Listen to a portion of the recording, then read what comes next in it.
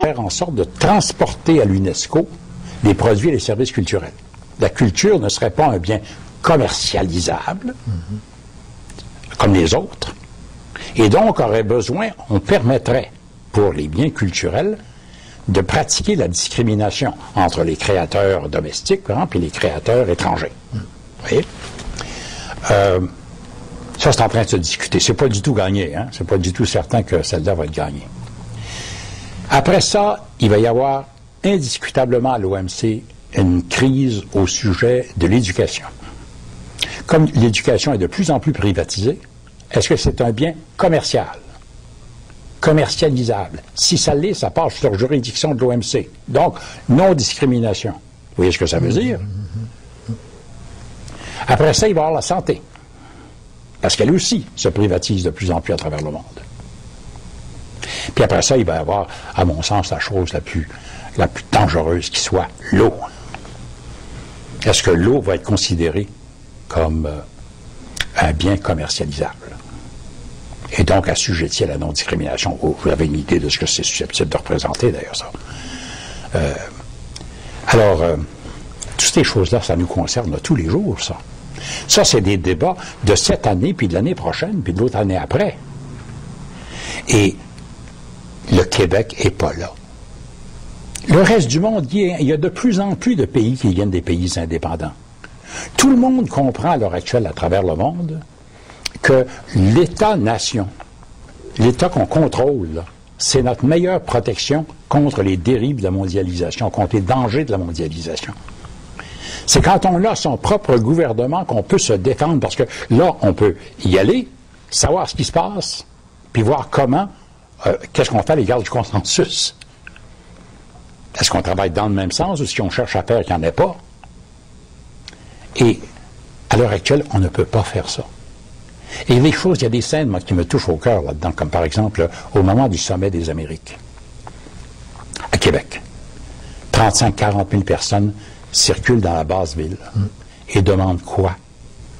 Que leur gouvernement les protège contre la mondialisation.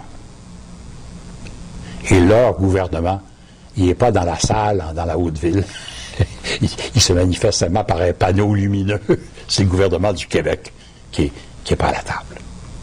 Alors pour moi, ça a été un coup.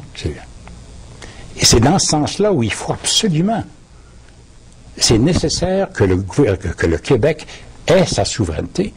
Comme le découvrent de plus en plus de pays. Il n'y a pas de moins en moins de pays souverains dans le monde. Il y en a de plus en plus. Chaque année, il y en a de nouveaux. Vous savez, quand ça va nous arriver, on ne sera pas exactement prématuré.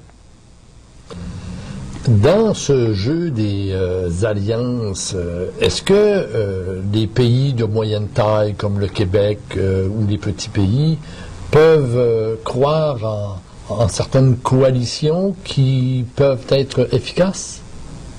On vient d'en avoir un exemple assez remarquable en septembre 2003, la conférence de l'OMC à Cancun, ou sur les subventions agricoles.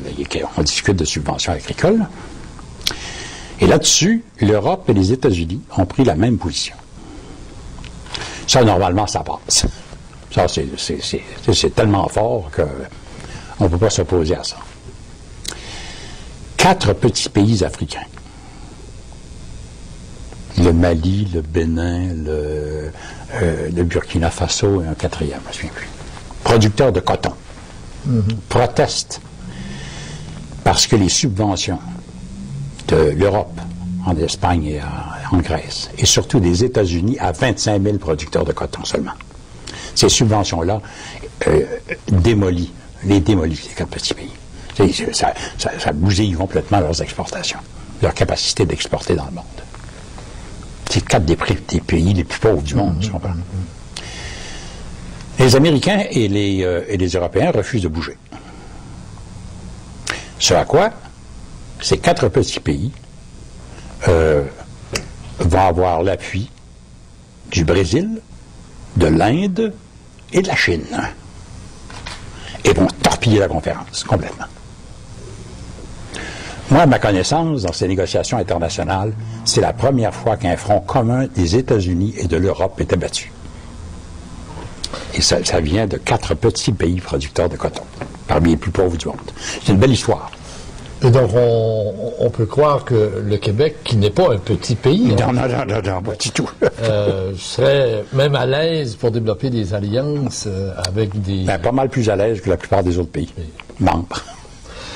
Vous nous avez dit, il y a des obstacles qu'on a surmontés par le débat public, y compris par des réalités qui se sont transformées. Vous avez fait allusion au libre-échange, vous avez fait allusion au débat sur la monnaie, que plus personne ne remet en question. Vous nous dites la mondialisation appelle la souveraineté, c'est-à-dire c'est une condition qui sollicite que le Québec soit effectivement souverain. Et si vous aviez à identifier les principaux obstacles qu'il nous faut surmonter, lequel vous identifieriez le premier? Je pense que le principal obstacle actuel, il vient de nous-mêmes. On a beaucoup de difficultés. Pas depuis toujours. Ça n'a pas toujours été comme ça.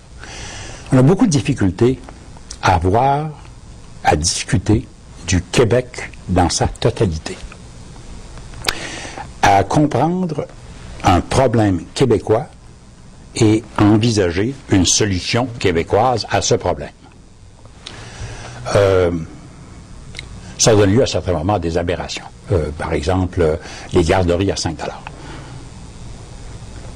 C'est bien, les garderies à 5 $. C'était remarquable même comme geste à poser. Il y a un problème cependant, c'est que pour beaucoup de ceux qui ont mis leurs enfants dans une garderie à 5 $, ils se trouvaient à renoncer à un avantage fiscal fédéral qui était à certains moments plus important que ce qu'ils obtenaient du programme de Québec. Sauf que l'avantage fédéral venait 1 an plus tard, alors que les garderies à 5 $, les avantages, c'est tous les jours. Il reste que la combinaison de ces deux mesures fédérales et provinciales donne au net un cadeau du Québec à Ottawa de 285 millions de $ par année. C'est pas Ottawa qui nous fait un cadeau, là, c'est le contraire. Puis on ne le sait pas. Parce qu'on n'est pas capable de se dire, au Québec, il y a des enfants. Quel genre de politique, allocation familiale, quel genre de politique on doit avoir à l'égard de ces enfants-là? Au complet, là, pas un demi-enfant, là. Pas des politiques qui se contredisent l'une d'autre. Qu'est-ce qu'on fait à l'égard des enfants du Québec? Cette vision du Québec, on ne l'a plus. Et c'est embêtant parce que on a mis tellement d'années à construire des choses importantes, majeures au Québec, pour faire du Québec, quelque chose qui se tenait debout. Pas nécessairement. Des fédéralistes ont agi dans le même sens. Jean Lesage n'était pas un souverainiste. Mais tout ce qu'on a pu mettre en place sur le plan de la réforme de l'éducation, sur le plan des grandes institutions économiques, c'était destiné à bâtir un Québec. Là, on a beaucoup de difficultés à voir le Québec. On voit des bouts du Québec provinciaux, puis des bouts du Québec fédéraux. À la limite, ça donne ceci, c'est que l'Observatoire sur la mondialisation, qui venait d'être créé à Québec, et qui était notre fenêtre sur le monde, pour comprendre ce qui s'y passe, ça a été un des premiers gestes du gouvernement Charest de l'abolir. Il faut qu'on soit provincial, puis qu'on ait notre bout. Vous venez d'en voir un exemple assez remarquable de ça, avec les discussions sur la santé, la conférence fédérale provinciale sur la santé. Étonnant comme phénomène. M. Charest obtient, je ne parle pas de l'argent ici, il y en a pas mal moins que les journalistes envoient, mais ça c'est un autre paire de manches. M. Charest obtient la possibilité de dépenser cet argent dans le domaine de la santé, mais comme le Québec l'entend. Bon. Tout le monde s'étonne. Ah, comme c'est merveilleux, c'est nouveau, c'est révolutionnaire, c'est extraordinaire. Un journal titre « Le triomphe de M. Charest ». Mais oui, mais ça a toujours été comme ça depuis 40 ans.